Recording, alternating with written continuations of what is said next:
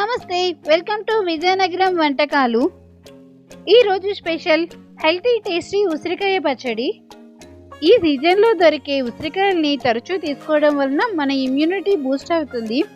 ఇడ్లీ, చట్నీ, అన్నంలోకి కూడా ఈ పచ్చడిని అప్పటికప్పుడు ఈజీగా తయారు చేసుకోవచ్చు. ఒక ప్యాన్లో 1 టేబుల్ స్పూన్ నువ్వులు వేసి వాటిని దోరగా వేయించుకొని వేరే ప్లేట్లోకి తీసి పక్కన పెట్టుకోవాలి.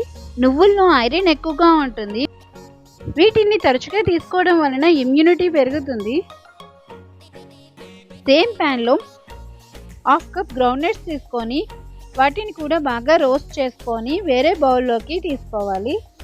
నేను గ్రౌండ్నట్స్ని తొక్కలతో యూజ్ చేస్తున్నాను. మీకు కావలిస్తే తొక్కలు రిమూవ్ చేసుకొని యూజ్ చేసుకోవచ్చు. 2 టేబుల్ స్పూన్ల శనగపప్పు తీసుకొని వాటిని కూడా దోరగా వేయించి వేరొక బౌల్లోకి తీసి పక్కన పెట్టుకోవాలి. ఇంగ్రీడియంట్స్ అన్నీ రెడీ అయిపోయాయి. పచ్చడి స్టార్ట్ చేసేద్దాం. మిక్సీ తీసుకొని అందులో ముందుగా ఫ్రై చేసిన గ్రౌండ్నట్స్, అలాగే నువ్వులు, 4 పచ్చిమిర్చి, 2 ఎండుమిరపకాయలు, 1 ఇంచ్ అల్లం ముక్క, 10 వెల్లుల్లి రెమ్మలు, కారానికి తగిన విధంగా పచ్చిమిర్చి వేసుకోవచ్చు. ఇప్పుడు మన మెయిన్ ఇంగ్రీడియంట్ ఉసిరికాయ. పెద్దవైతే 3 ఉసిరికాయలు సరిపోతాయి, చిన్నవైతే 4 వేసుకోవచ్చు. ఉసిరికాయల్ని చిన్న చిన్న ముక్కలుగా కట్ చేసుకొని వేసుకోవాలి. వీటిని ఉడకపెట్టి కానీ ఫ్రై చేసి కానీ యూజ్ చేయక్కర్లేదు. ఇలా పచ్చిగా వేసుకుంటే తింటున్నప్పుడు మనకి ఉసిరికాయ ఫ్లేవర్ తెలుస్తుంది. అందులో కొంచెం కొత్తిమీర, 1/2 టేబుల్ స్పూన్ సాల్ట్, ముందుగా ఫ్రై చేసుకున్న శనగపప్పు, కొంచెం వాటర్ వేసుకొని కచ్చా పచ్చాగా గ్రైండ్ చేసుకోవాలి. మరీ మెత్తగా మిక్సీ పట్టకూడదు.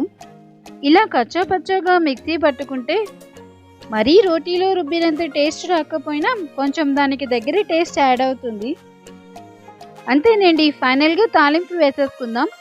తాలింపు కోసం ఒక ప్యాన్ తీసుకొని 1 టేబుల్ స్పూన్ ఆయిల్ వేసి ఆయిల్ హీట్ అయిన తర్వాత 1/2 టేబుల్ స్పూన్ ఆవాలు,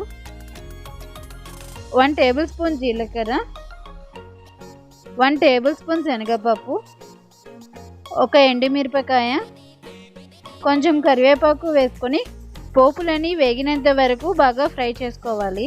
తాలింపు మీ ఇంట్లో పచ్చడికి ఎలా వేసుకుంటారో అలా వేసుకుంటే సరిపోతుంది. తాలింపును పచ్చడిలోకి వేసుకుంటే చాలు, మన ఉసిరికాయ పచ్చడి రెడీ అయిపోతుంది. ఉప్పు, కారం మీకు తగిన విధంగా తీసుకోండి. మా ఇంట్లో చిన్నపిల్లలు ఉన్నారు, అందుకే కొంచెం నేను తక్కువ కారం యూజ్ చేశాను. మీరు కూడా ఈ రెసిపీని ట్రై చేసి ఎలా వచ్చిందో కామెంట్ చేయండి. ఈ రెసిపీ మీకు నచ్చినట్లయితే please subscribe on my channel. మీరు సబ్స్క్రైబ్ చేసినట్లయితే నేను మరికొన్ని వీడియోస్ చేయడానికి ఎంకరేజ్ చేసినట్లుగా ఉంటుంది. Thank you for watching.